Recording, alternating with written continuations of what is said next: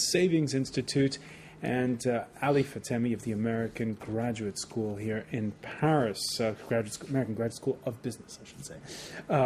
Now, before the break, we talked about Europe's social democrats asking for more regulation.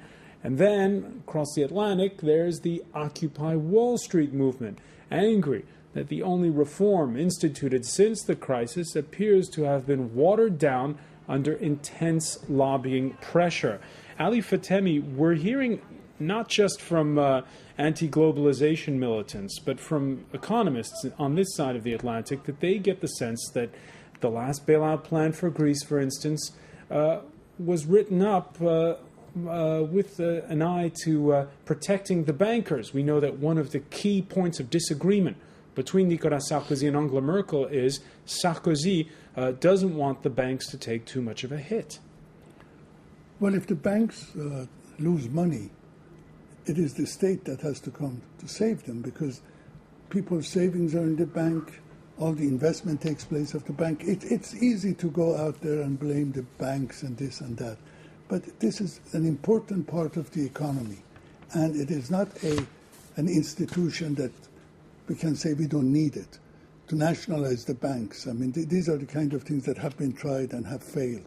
Today's Wall Street Journal has a very good article about the French socialists, and I wish you would take a look at it. Essentially, it says that going the state way is no solution, and it criticizes... But what about like a Swedish solution where you take shares in it for a while? If you're going to have to recapitalize, you're going to have to be some trade-off. Well, then you're going to risk public money. You're going to risk taxpayers' money. The banks take a risk, and if they lose money, it is banks' money. But if the state loses money, it's taxpayers' money.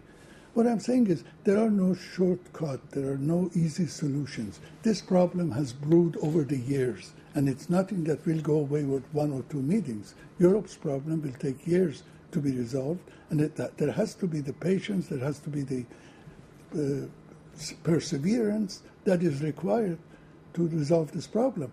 And I think right now everybody's blaming the rating agencies. Fine, let's get rid of them. Let's kill the messenger. Is that going to help? No. The rating agencies are doing their job. They're doing their job because they get paid to evaluate the risk which investors are taking. And I think what we need really is a much more public education about these issues rather than this short flip statements like it's the fault of the bankers, the Wall Street, the capitalists. This doesn't work. This is not going to solve any problem. All right, I know it's a cliche, but every time we get into this discussion, one Hollywood movie always comes up in conversation. Is in the greatest jungle of them all, Wall Street. We're going down the drain, okay? The stock is plummeting. When it hits 18, buy it all.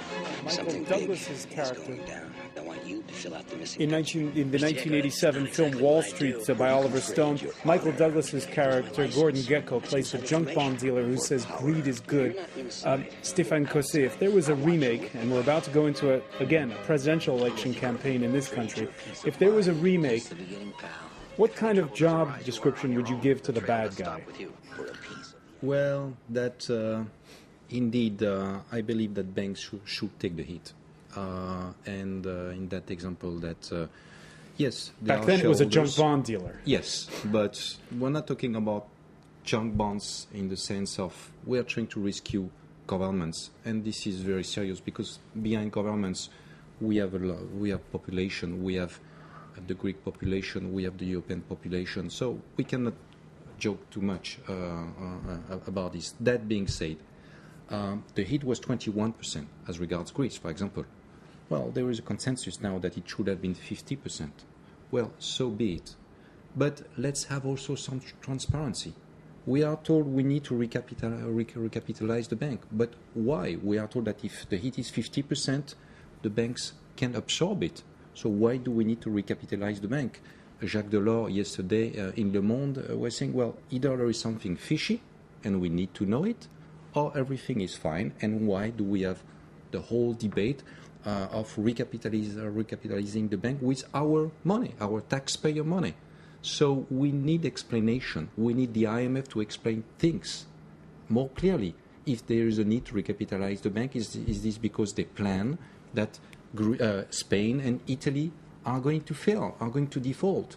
So all of that need to be more transparent. René DEFOSSEY, there's the question of transparency. There's also the question of the banks are publicly traded. You have shareholders in them, most of the big banks.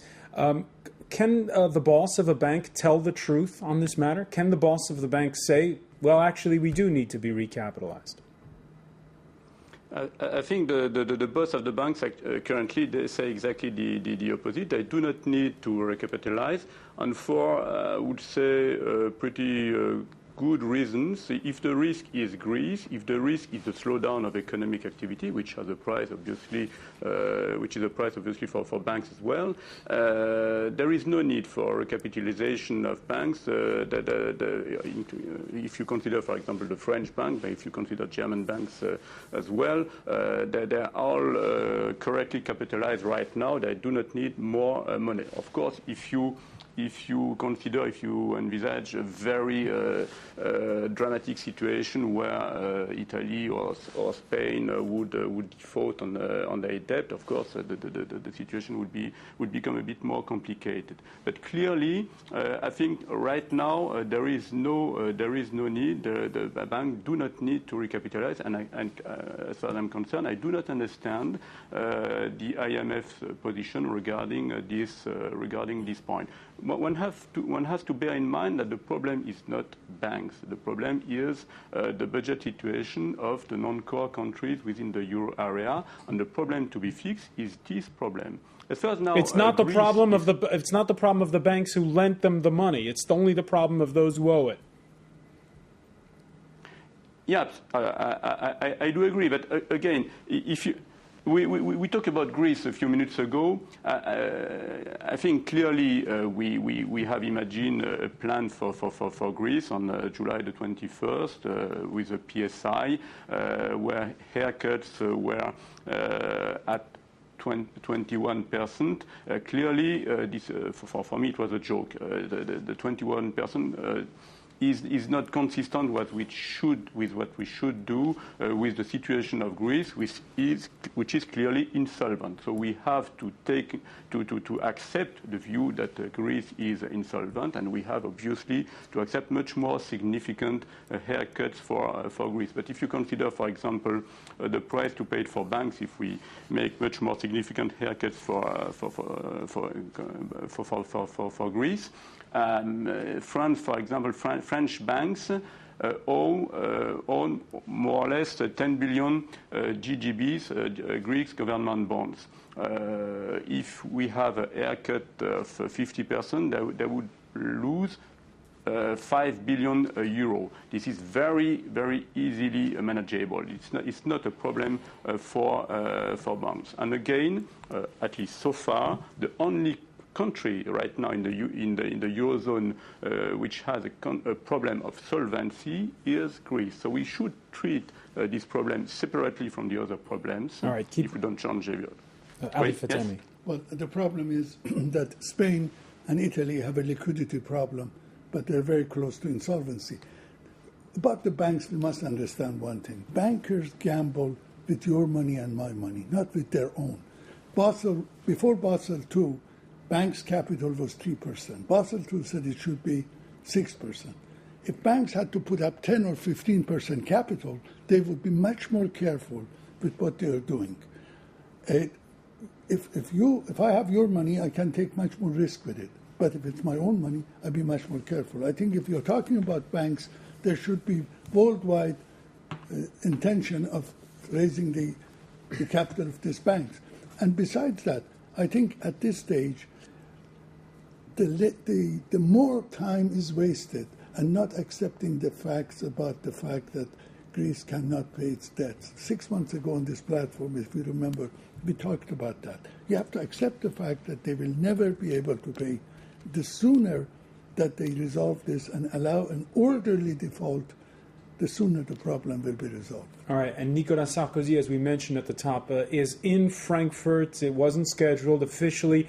It's that goodbye due to honor the outgoing European Central Bank Chair Jean-Claude Trichet. It's also about a sit-down with Angela Merkel. Financial Times quoting the French president as telling lawmakers from his ruling UMP Conservative Party that an unprecedented financial crisis will lead us to take important, very important decisions in the coming days. Le Monde quotes a presidential palace insider as saying, if Sarkozy has dramatized it all, it's because he believes a deal is at hand. But over in Berlin, the message is clearly not so fast. The EU summit next Sunday is an important step, but further steps will follow because this is about overcoming a sovereign debt crisis. These sovereign debts have been built up over decades, and therefore one cannot resolve them with one summit, but it will take difficult, long-term work. Didier, Davidoff, let's talk politics here. Was Sarkozy right to sort of force Merkel's hand by saying we're going to come up with something this weekend? Well, I would say that Angela Merkel also has its own internal political issue. She has a difficulty to convince the German citizens that they should pay somewhat to have the euro safe. And that's what is at stake today. And if everybody agrees that something should be done at a European level, then sooner is better than later. All right, we can see the rest of Europe, of course, watching nervously whenever there's a tiff between the two nations that motor the core of the Eurozone, as depicted in this cartoon by Tom Janssen, cartoonist for the Amsterdam Daily Trove, where you see Merkel and Sarkozy taking the patient in opposite directions. And again, Stéphane COSSE, it comes back to the point you made at the outset about how what kind of a bargaining hand does the French president have when a credit rating agency says he's not on firm footing? Yeah, Nicolas Sarkozy has little credibility, has little bargaining power. So what does it mean? It means that the solution has to come from Germany. Now, that being said, Germany is saying no to Eurobonds, is saying no to increase in EFSF, is saying no to many other solutions, is saying only fiscal discipline. I don't think that this is the right approach also. So Why? Sarkozy was right to go public saying, hey, we have to come up with something. Well, I don't know if he has to raise the stake that much. But all I know is that the growth in Germany is slowing down. Exports are significantly slowing down. Why? Because the euro area is in crisis. So helping the euro area is helping Germany. So Germany has to come with some solutions sooner rather than later.